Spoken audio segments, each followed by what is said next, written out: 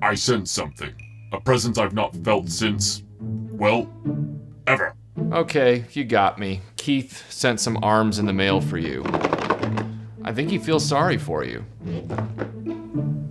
Don't give him those. No, that's not it.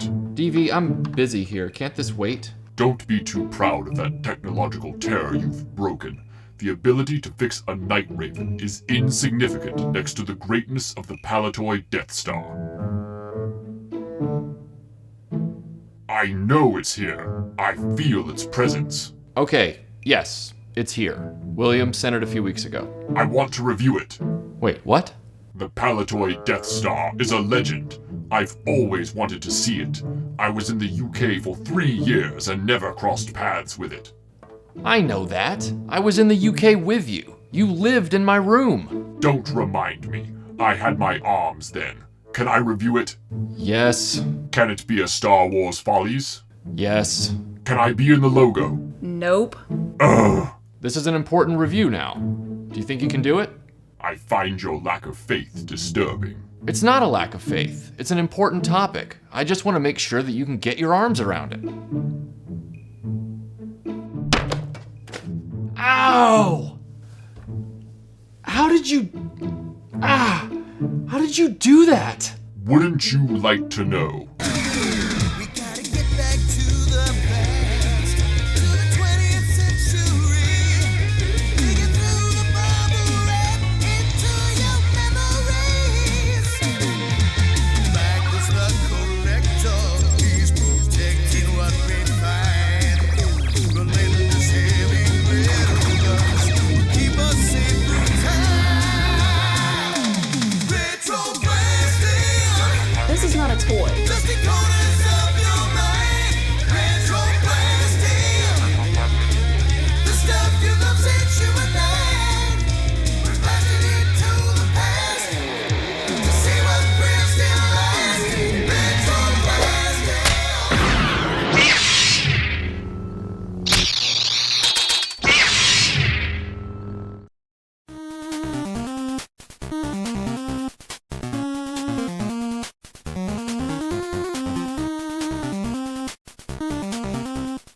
This is the legendary Palitoy Death Star, the result of Kenner looking for ways to create lower price point vehicles and playsets for children outside of the United States. Some of the vehicles sold through the Palitoy brand were not given the electronics of the American versions to keep prices lower, but they added other unique features such as chromed R2 units on the X-Wings. The famous Death Star playset made by Kenner was not adopted by Palitoy. Instead, they decided to make their own out of heavy cardstock. With printed graphics and sturdy construction, the Palitoy Death Star is a unique playworld for action figures. Where the Kenner Death Star is a 4-story pie slice, the Palitoy playset simulates a hemisphere of the space station. The Kenner version, being almost all plastic, has the advantage of details like the computer consoles in the cell blocks and a working elevator. The Palitoy trash compactor version was a simple wedge-shaped room and without foam debris or the monster.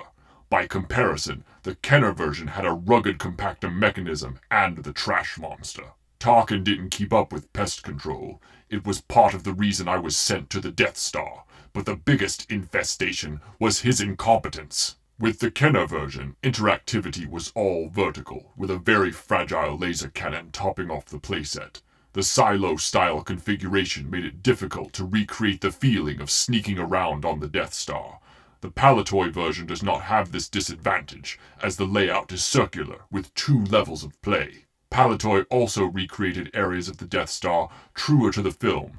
Instead of the trash chute door being in the floor, the chute was in the wall. There was a docking bay section with an observation deck, just like the movie, although the docking bay was far too small for a ship to land in. Unfortunately, both the Kenner and the Palitoy omit an isolation cell for political prisoners. How can you call it a Death Star if there's no prison in which to execute your enemies? Where the Kenner playset had a cool elevator, the Palitoy has only an integrated cardboard ladder. but it's good that there is an access point between the levels. Michael would say the Palitoy Death Star commits the same sin as the Cloud City playset by printing stormtroopers and crewmen permanently on the backdrop. However, the Death Star is a 24-hour operation. It only makes sense to have the areas permanently staffed. We serve breakfast all day. Features found on one are often not shared by the other. The Kenner playset has a place for my old master to deactivate the tractor beam. While the Palitoy does not have this feature, it does have the central reactor shaft when the top turret is removed, so you can attack the Death Star with your rebel fighters.